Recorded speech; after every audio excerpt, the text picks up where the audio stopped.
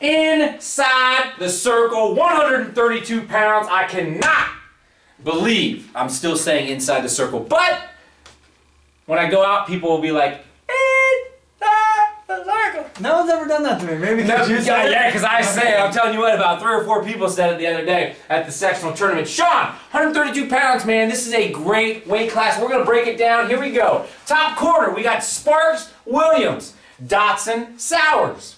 We've got Orlando, Upper Arlington, bringing in the second quarter with Hosterman from Marysville, Taggart, Watkins Memorial, and Sato from Olentangy Liberty. We have the Tri-Valley kid here. We've got Stevens, Brown, Monday, Pectel, Wright, Fahey from Central Crossing, and Buell from Worthington Kilbourne. Hey, why didn't you say the Tri-Valley kid?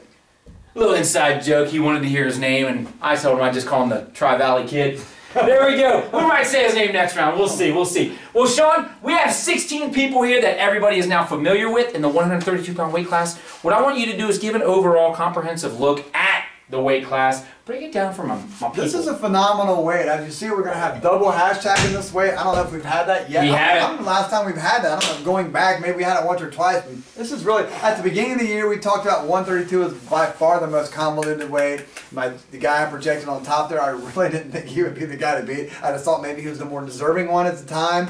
But God, when we got 2 returning state qualifiers wrestling in the first round, whoa, I think it shows you the depth of this weight class. That actually, there's so many possibilities here that just watching it unfold is going to be a joy for me.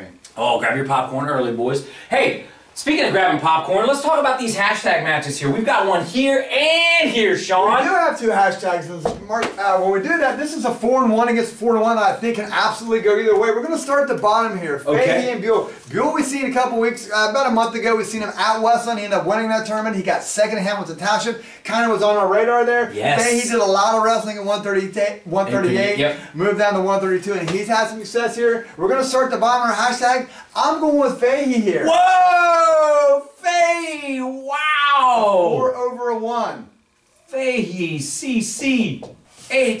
Wow, big time. Wow, and Buell, huge fan of Buell too. Sean, what about up here? We're going to go to the top here. I'm going to tell you guys a little secret. When I do the whiteboard projections, I don't talk to anybody. Mark will tell you, like, we don't talk about the picks. I fill out the picks by myself. When I get here, there might be 1 or 2 matches that I'll pick his brain about, but I don't tell anybody. Like, when I take the dog out in the morning, we don't even talk about the picks. Boy, that's somebody called me today at noon, said, hey, you see the brackets? What do you think? Blah, blah, blah. What do you think about these matchups? I mentioned 1 match to them. It was the Sparks-Williams match. And I was like, you know, I think this is the guy I like. It's going to be a close match, but this is like, they're like, oh, you're crazy, you're crazy. And I'm thinking to myself, this is why I don't give out my picks. Don't get in my head. I don't like it when people try to get in my head. Let me ride it out. But anyway, in a match that everyone tells me I'm wrong about, I just got a gut feeling on this one. I'm taking Juicebox William to win as a 4 coming out of Central. Wow. A returning state qualifier, even though they're both returning state qualifiers, Mason Sparks. Wow, Sean, this is a huge first round match too. Well, the field is set for the quarterfinals. Let's break it down and get some people into the semis, Sean. I think we're going to see a theme here. We'll start at the top. We're going to go Williams over Sowers. Alrighty. Williams. We're going to go Sato over Hosterman. I can dig it. Monday over Tri-Valley. Vincel. Monday. And then we'll have Wright over Fahey. Oh, really nice. Wright. Westerville North. Now, he waited about 2 minutes till we actually said Vincel, and then we gave him the loss. Man, sorry about that, Vincel. Prove us wrong, buddy. We love it when people do that. Sean, we've got our semifinalists set. We've got, what is that, round 2 of the Constellation. That is round 2. Still going to be on mat 4 over there, okay? But here we go, here we go. This is another one of those console brackets that we talk about that's very one-sided here. I think the top of it's a lot tougher than the bottom of it is. We'll start at the bottom here. We'll take Pethel over Sowers. Brady. Hosterman over Brown. Hosterman. Keep talking to me. We'll take Tri-Valley over Orlando. We can mention his name now, Vincel. Let all your buddies know we said your name, Vincel. And if we could hashtag consos, we could hashtag this Fahey Sparks. I'm going to take Sparks. Alrighty, Sparks. And Sparks will now have Vincel from Tri-Valley That's who Sparks will have. He'll have Vincel from Tri-Valley. Vincel's going to be wrestling him. Sean? Who's wrestling Sparks? Sparks, Vincel from Tri-Valley is going to be wrestling him. Sean, you want to talk about these two and bring them out? We'll start here at the bottom. I like Bethel to keep it going here and getting into a go-to match. Helping his team out, too, with those points. We're going to stay at the top here. We're going to go with Sparks. Oh, and Vincel bows out. Prove us wrong, my man. Marion Harding. There we go. These guys need opponents. They get them from here. Let's talk, Sean. When we look at this, is there anything glaring to you at this?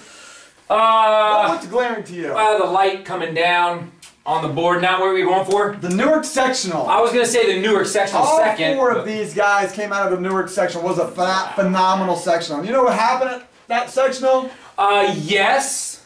Blake Sato absolutely destroyed a very competitive field. He's just wrestling with a level of confidence right now that I'm going to impose my will on you, and there's nothing you can do about it. Ooh. Is he calling his shot? And I'm going to hit a single leg to that leg in 3, 2, 1. So on the top here, I'm taking Blake Sato. Wow. Big timing in. Blake Sato. And the bottom part of this, I really wanted to see this in the semifinal match at Newark. Because of that new system we have where you really can't challenge, I thought the bracketing kind of a little skewed there. So basically it's going to come down to Wright's just general power against Bailey's slickness. I'm going with Monday here. Okay, Monday. I think that's a matchup issue. All right, Monday from Big Walnut, and I'm sure there might be a big sheet hanging up somewhere in Westerville North not too long from now. These guys are going to come over here. We've got Wright. Right. Did you get that right? I did get that right. I did, yes. And we've got Williams right here. Oh my gosh, no way. This happens once every now and again. Unbelievable. Sean, do you know what I mean? No, yeah, but tell me what that works out so I don't have to make the pick. Well, we know Williams wins, and he's the last one to win, so he's going to win again. That's what you said earlier. But what's our theme? I have no idea. We'll start at the bottom. We'll start here at the bottom. This is going to come down to, again, slickness against overall power. I think these guys will probably wrestle in the dual meet. I'm taking Wright. I just think his strength is his strength. I think he's rounded in form. I think the Newark section, he learned something, and I like him to punch his ticket to the shot here. Go ahead and put away the paints, Mama, right? I'm going to tell you guys a little secret. You already did. I'm going to tell you another little secret. There has never been a state qualifier and Central Ohio qualified 2 years in a row, and I not having picked either time. I did not pick Williams to get out last year, and I did not pick Sparks to get out here. So if I'm wrong, it'll be the first time I never picked a kid 2 years in a row that was a state qualifier. I thought the first round match of this, this is a match that I thought it mattered on what day they wrestle. I think it favored one wrestler on day 1, and I think it favored another wrestler on day 2. And having said that, if you go back and look at last year's bracket, Sparks put on an absolute demonstration of how to work your way back. The 3 people he beat in consecutive matches to become a state qualifier was by far the toughest of anybody on day 2 coming through the consolation. He knows how to get this done. He has incredible coaching staff with the Ratliff boys who knows what they're doing. And I'm going to have Mason Sparks to bench his early loss in the tournament and beat Juicebox Williams in that go-to match. Wow, this is unfolding amazingly well. We're gonna have Williams down here. Williams, Delaware Hayes, Sean, we have them 5-3-1. Let's talk. We're going to have Williams win the 5th place match. Alternate Williams, Delaware Hayes. The Wright and Sparks match is actually a rematch of last year's go-to match at 126, won by Sparks, but I'm going to take Wright. What? Right. Less paints. And if you want to know who my selection is here, which I'm sure there's no mystery, just put in the Newark sectional tape and you know who I got. Gotcha. Blake Sato. We've got Blake as your champion. Sato from Old Tangent Liberty as your champion. Runner-up Monday. We got Wright in 3rd with Sparks closing out your state qualifiers. State alternate Williams from Delaware Hayes with Peltel rounding out the district place winners. And now you are inside the circle.